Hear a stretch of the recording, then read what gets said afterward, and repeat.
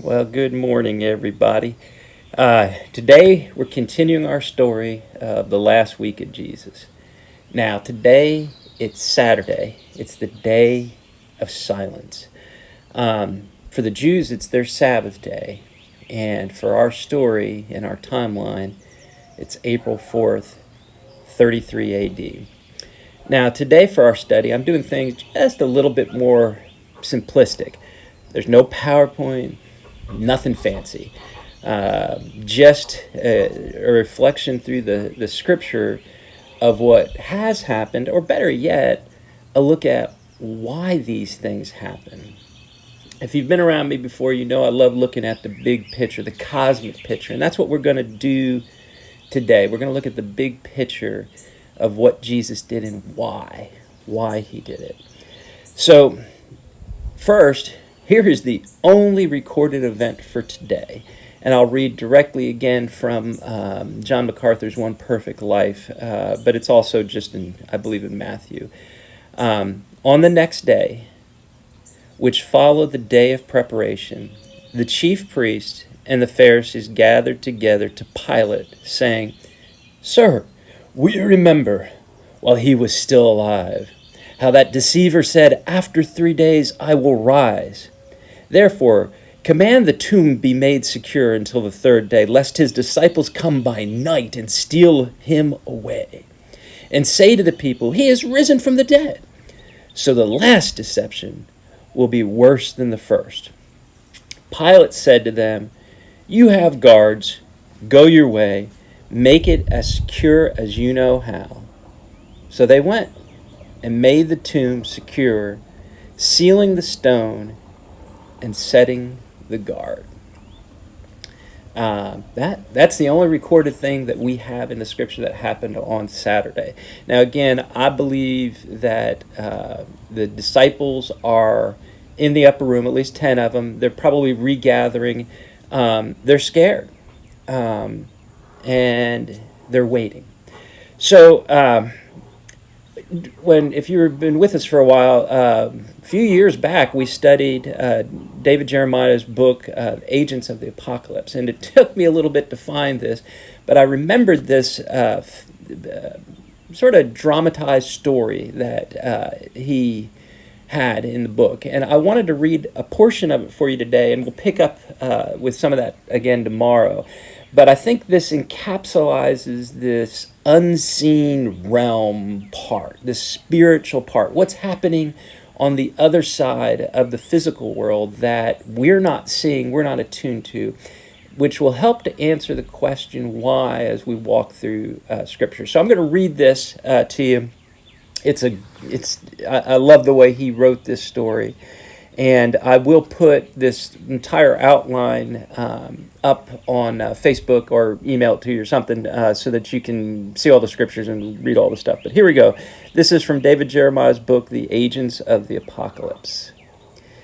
It was in the reign of the Roman Emperor Tiberius that Satan's battalion leader came to him with the news that a man named Jesus had been baptized in the Jordan River. "What makes you think he is the one?" Satan asked, already knowing the answer. "When he emerged from the water, a voice from heaven proclaimed him to be God's own son. For 30 years, he was known simply as Jesus of Nazareth, but his true identity has now been revealed. This Jesus is the one we have been fearfully awaiting." The devil immediately transported himself to the Jordan River. He arrived to see Jesus walking alone into the barren wilderness between Jerusalem and the Dead Sea. Satan followed him until he stopped on a desolate plain where there is no vegetation there. For 40 days he watched as Jesus fasted and prayed.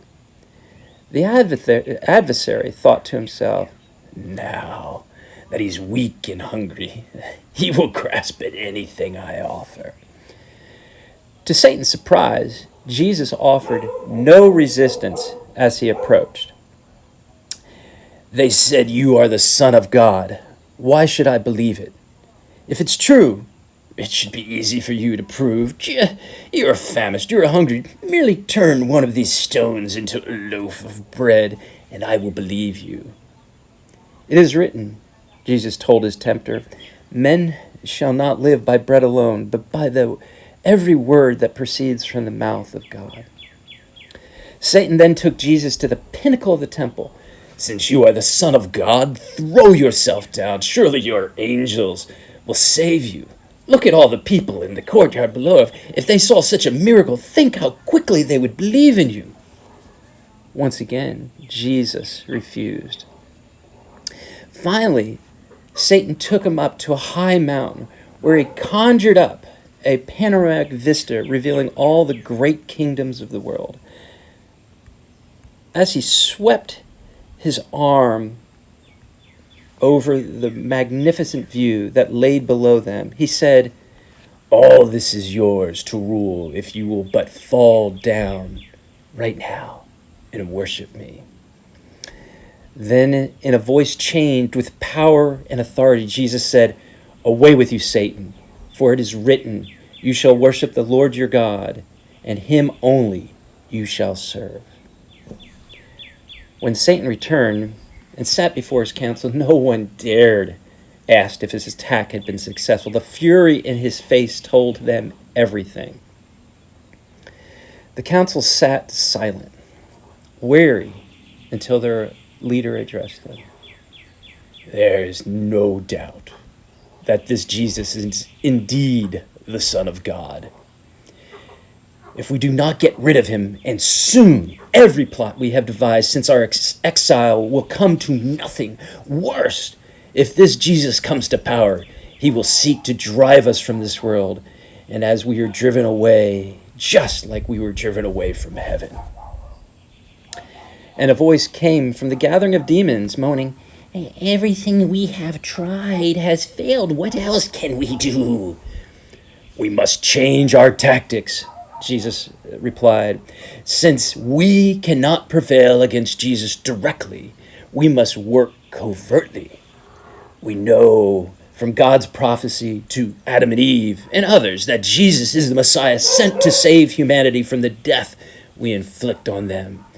If we can deceive and devise this plan against the Jews about his own purpose and make them doubt that he is their promised Messiah, they will turn against him. But how will we do that? One of Satan's henchmen asked. Oh, we must use the national and religious pride of their leaders, especially the Pharisees, so that they perceive Jesus to be not as a Messiah, but as a fraud, out to undermine their power. No doubt, he will try to gain their support with wise words and miracles.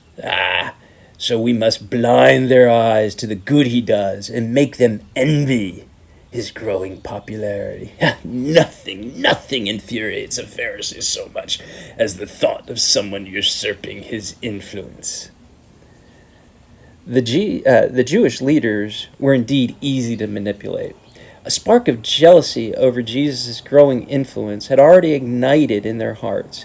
And for the next 3 years, Jesus and his followers fanned those flames into a burning passion for the death of Jesus. The devil saw victory looming on the horizon. Determined not to let it slip from his fingers, he entered the fray himself, inciting the greed of one of Jesus' closest companions. It was the night of the Jewish Passover feast when the dragon made his move. As Jesus arrived on the Mount of Olives with 3 of his disciples to pray, that very atmosphere felt ominous. Satan could see upon the horizon legions upon legions of angels hovering over the mountain. While Jesus prayed, Satan persuaded Judas to lead an armed band of Jewish officials to the Mount of Olives. Once there, he identified his master with a kiss of a greeting. Satan had found nothing to celebrate since his fall, But the irony of using a kiss, an expression of love, as an act of betrayal was the closest thing he had come yet. Jesus was arrested on the spot, taken directly to Ananias, the chief priest, the high priest, for trial.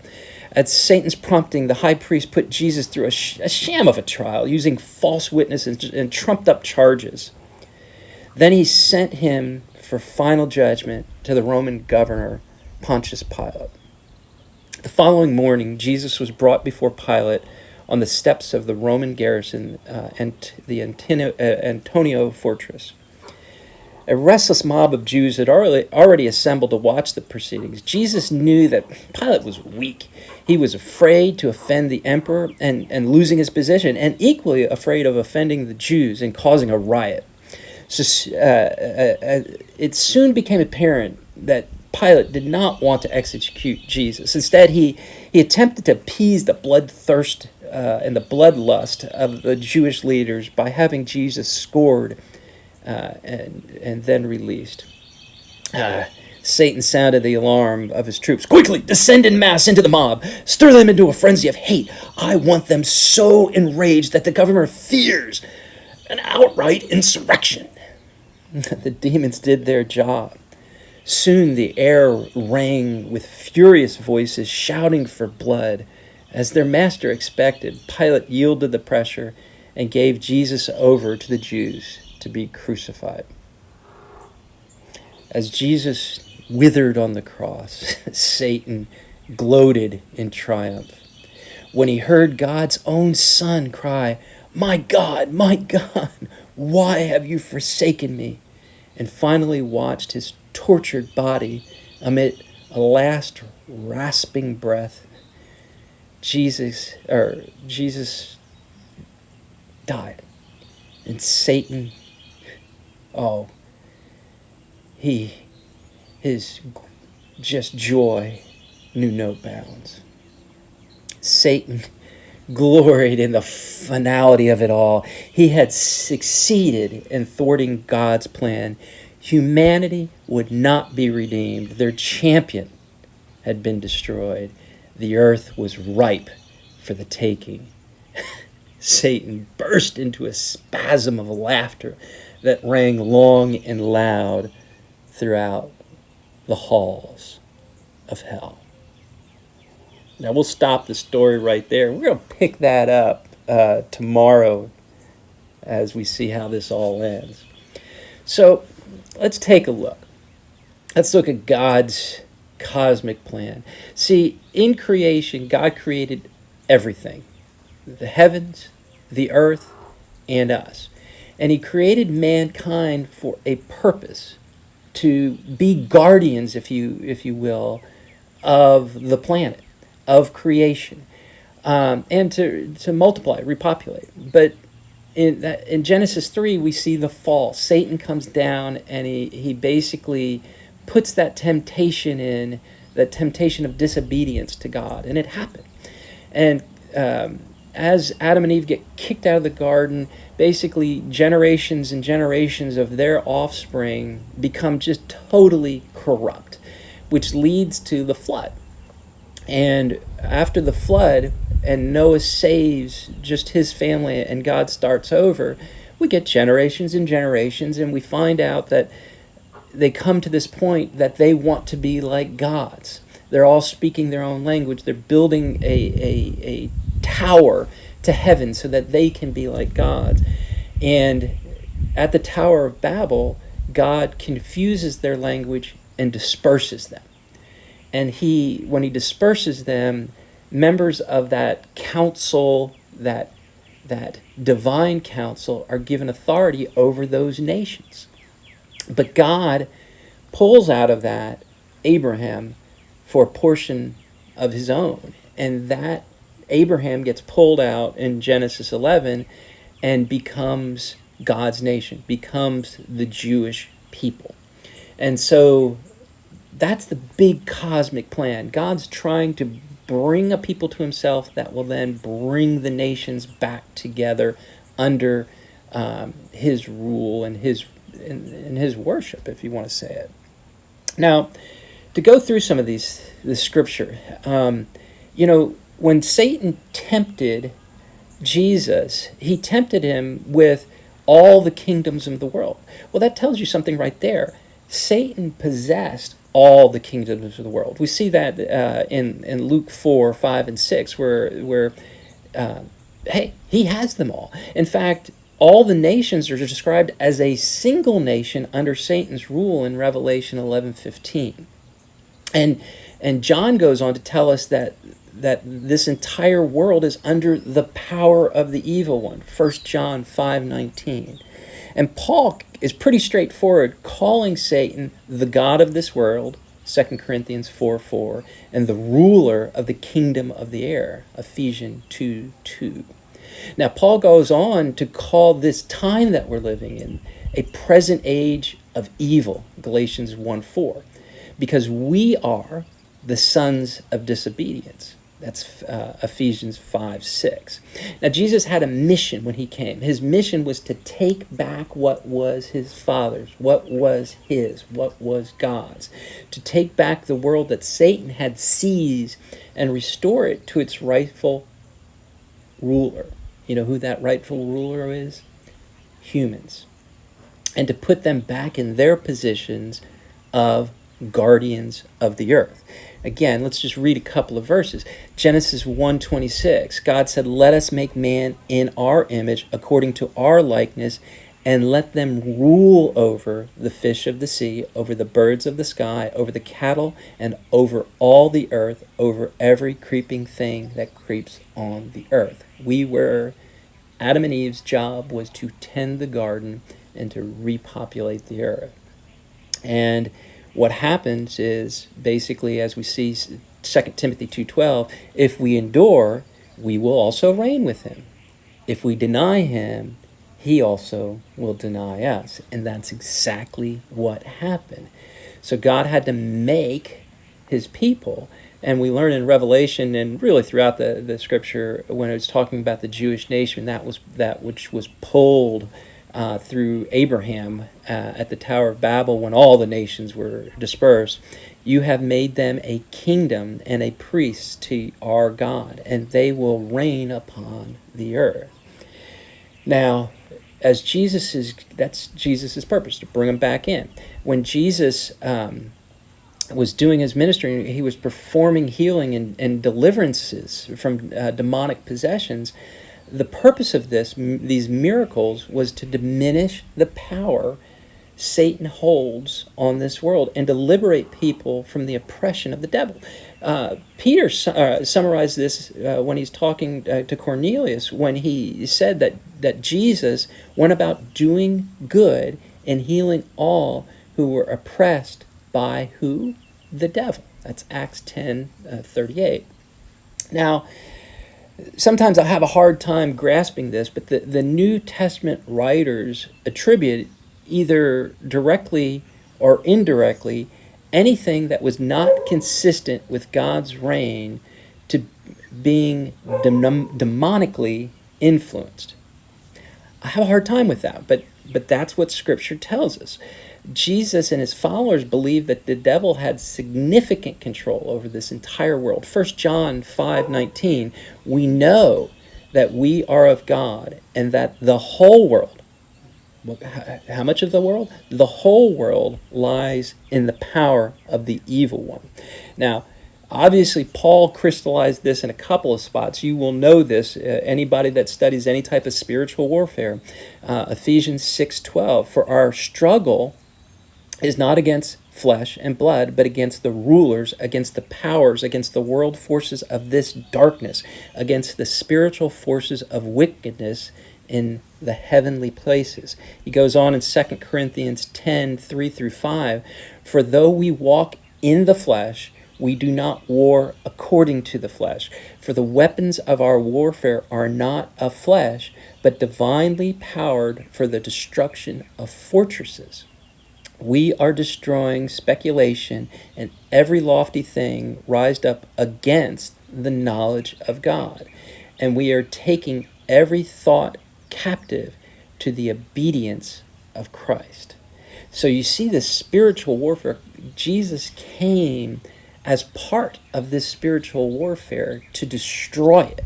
In fact, the king of the roaring lion, as Peter says, is ever-present reality to Jesus and his early disciples. 1 Peter 5:8 says, "Be of sober spirit, be on the alert. Your adversary, the devil, prowls around like a roaring lion, seeking someone to devour." And Satan is not alone in controlling this age. I'm going to go through a ton here. Peter writes about rulers, principalities, powers, and authorities, along with demons, cosmic powers, thrones, spiritual forces, elementary spirits of the universe, as well as other spiritual entities. You can see that if you look on the outline, all of those verses are on there. But Jesus came to drive out the prince of this world. He came to destroy the works of the devil. He came to destroy the one who has power of death. That is, the devil, in order to what? Free those who all their lives were held in slavery by the fear of death. That's Hebrews 2:14 and 15. That's what Jesus did. Jesus lived and died and rose again to establish the new covenant that would ultimately put his enemy under his feet. 1 Corinthians 15:25. And we've heard this before, but think about it when in a spiritual standpoint. Though the strong man was fully armed, one who was stronger than he had finally arrived who could attack and overpower him. That comes from Luke 11. That's Jesus strong enough to overpower Satan. While the cosmic thief came only to steal and kill and destroy, Jesus came into this world to vanquish the thief so that all may live and have life and have it abundantly. John 10:10. Jesus disarmed the rulers and the authorities and made a public example of them, triumphing over them. Colossians 2:15. And in a word, Jesus came to end the cosmic war that had been raging from the time immortal and set Satan's captives free. Now, as we've said, the first messianic prophecy given in Scripture, the first prophecy given in Scripture announced this. A descendant of Eve would crush the head of the serpent who originally deceived humanity into joining his rebellion. That's Genesis 3:15. It is not surprising that the disciples expressed what Jesus accomplished in terms of victory over the ancient serpent. In fact, the first Christian sermon recorded in Luke centered on this cosmic victory. Take a look at Acts 2:32 and through 36. Through Jesus' incarnation, life, teaching, death, and resurrection, he manifests the power of God over Satan, demons, and the entire spectrum of rebellious principalities and power. The one who created thrones, dominions, rulers, and powers became incarnate. The creator of this universe came down, died, and we'll find out tomorrow, was resurrected in order for God to reconcile all things to himself, having made peace through what? The blood of his cross through him, whether things on earth or things in heaven. That's Colossians 1:20. This is what Christ accomplished. Satan, on this day of silence, along with all of Jesus' followers, but Satan and his forces did not understand this at all. Take a look at 1 Corinthians 2:6 through 8. Yet we do not speak wisdom amongst those who are mature, a wisdom, however, not of this age, nor of the rulers of this age, who are passing away. But we speak God's wisdom in a mystery, the hidden wisdom, which God predestined before the ages to our glory. the wisdom which none of the rulers of this age had understood. For if they had understood it, they would not have crucified the Lord of glory. But just as it is written, all things which eyes have not seen, and ears have not heard, and which have not entered the heart of man, all that God has prepared for those who love him. Today is silent, but as we reflect on this cosmic story, this spiritual story, this unseen realm part of the story, we wait. And we wait for the morning. See you tomorrow.